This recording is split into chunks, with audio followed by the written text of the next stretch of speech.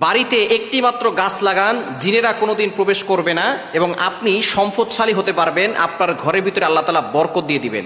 এই গাছটি হচ্ছে জান্নাতি গাছ।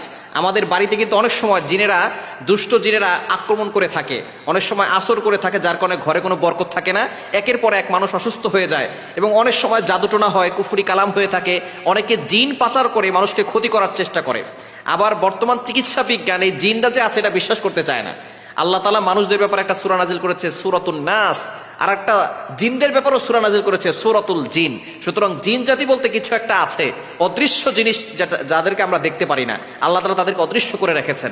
আল্লাহ তাআলা এই ব্যাপারে কোরআনুল কারীমের ভিতরে আয়াত নাজিল করে দিয়েছেন। ২৭ নম্বর পারা ২ নম্বর পৃষ্ঠার ৫-৬ নম্বর লাইন সূরাতুল জারিয়াতের ৫৬ নম্বর আয়াতে আল্লাহ বলছেন, ওয়ামা খলাকতুল জিন্না ওয়াল ইনসা ইল্লা লিয়াবুদুন, I have created the human and the jinn people to worship only me. আমি মানুষ এবং জিন জাতিকে একমাত্র আমার ইবাদত করার জন্য সৃষ্টি করেছি।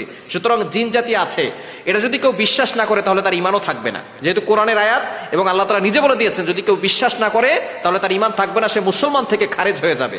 এজন্য জিন জাতি আছে এবং জিন জাতি মানুষকে ক্ষতি করে। যারা অনেক সময় ভয় পেয়েছেন, বিপদে পড়েছেন, তারা এটা বোঝে। আর যারা এখনো বিপদে পড়ে নাই তারা মনে করে জিন জাতি কিছুই না, এটা মানসিক ভারসাম্যহীনতা।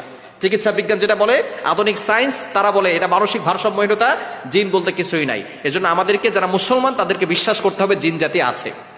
এই জিন জাতিগুলো কোন কোন গাছে থাকে এটা আগে আমরা জানবো। যেই গাছে থাকে, এক নাম্বার হচ্ছে তেঁতুল গাছ।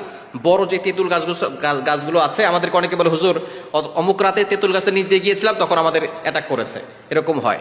বট গাছে থাকে, বড় তাল গাছে থাকে, যে গাছগুলো অনেক বড় হয়ে গেছে, এই গাছগুলোতে জিন জাতি বসবাস করে।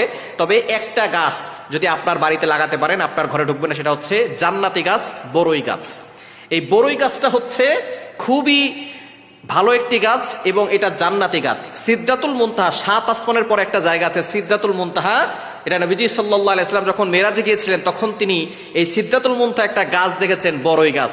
এই বড়ই গাছটা এত বড় গাছ, যার পাতাগুলো হচ্ছে হাতির কানের মতো, এবং তার বড়ই, এক একটা বড়ই হয় ১২ মণ ওজনের, ১১ থেকে ১২ মণ ওজনের এক একটা বড়ই হয়। নবীজি সাল্লাল্লাহু আলাইহি ওয়াসাল্লাম নিজে এসে মেরাজ থেকে বলেছেন যে সেখানে একটা বড়ই গাছ আছে। সুতরাং এই গাছটা হচ্ছে জান্নাতি গাছ।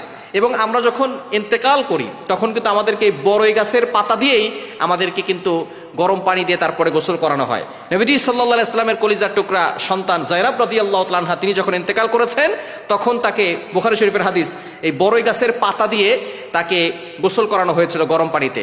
এটা কেন? বর্তমান চিকিৎসা বিজ্ঞান দেখতেছে যে বড়ই গাছের পাতা দিয়ে গোসল করানো হয় কেন। খুব সুন্দর সুন্দর সাবান আছে, অনেক সুগন্ধিযুক্ত সাবান আছে, এটাকে অনেক ক্লিন করে। কিন্তু বড়ই গাছের পাতা দিয়ে কেন করা হয়? যখন গরম পানির ভিতরে বড়ই পাতা দেওয়া হয়, তখন